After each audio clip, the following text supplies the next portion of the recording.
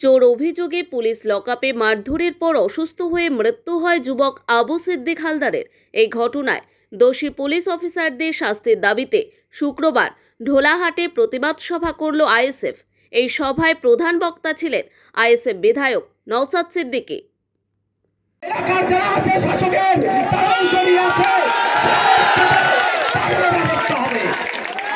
সময়ের সাথে কোর্টে প্রডিউস হবে। তারা যদি ভাবে যে দুটো অফিসারের নামে ফায়ার হয়ে গিয়েছে তারা মাঝখান থেকে বেঁচে যাবে, অতটা সহজ নয়। মোবাইলের লোকেশন টাওয়ার কোথায় ছিল? ওই অফিসারের সাথে এসে বসে গালা গল্প করছিল। ওই বাড়ি থেকে যে সোনা চুরি হয়েছে তখন থানায় গিয়ে গল্প করতে সমস্ত লোকেশন আমাদেরকে লোকেশন আমাদেরকে বলে দেবে। তাই এগুলো হবে ব্যবস্থা, এক পাও ছাড় পাবে না। পঞ্চায়েতের প্রধান উপপ্রধান হতে পারো তুমি, পঞ্চায়েত সমিতির সভাপতি হতে পারেন আপনি, অঞ্চল তৃণমূল অঞ্চল সভাপতি হতে পারেন আপনি। আপনার ডেডিকেশন যেটা আছে আমি সেটাকে সম্মান দিয়ে বলছি।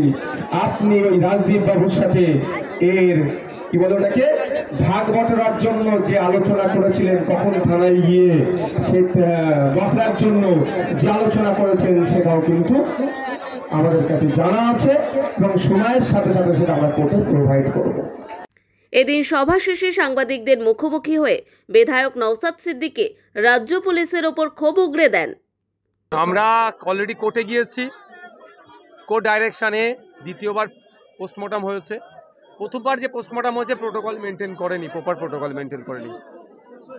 আমরা কোর্টে গিয়েছি, সাথে সাথে আজকে এখানে প্রতিবাদ সভার কারণ হচ্ছে আপনাদের জানিয়ে রাখি, ওই দিনকে রাত্রে যেমন তুলে নিয়ে গেছে তারপরে এসে ওর বাড়ি থেকে বেশ কয়েক ভরি সোনা গহনা এবং টাকা পয়সাও নিয়ে গেছে, সেটা যেমন ফেরত দিতে হবে।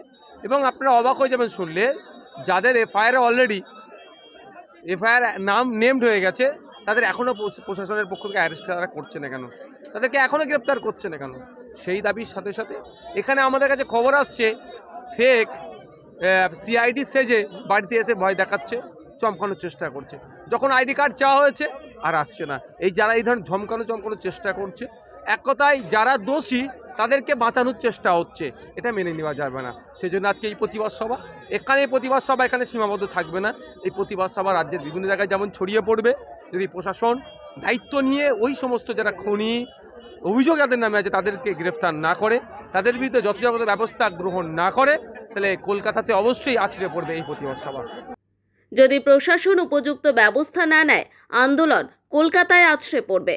ঢোলাহাট থেকে এমনই হুঁশিয়ারি দিয়ে গেলেন আইএসএফ নেতা নওশাদ সিদ্দিকী।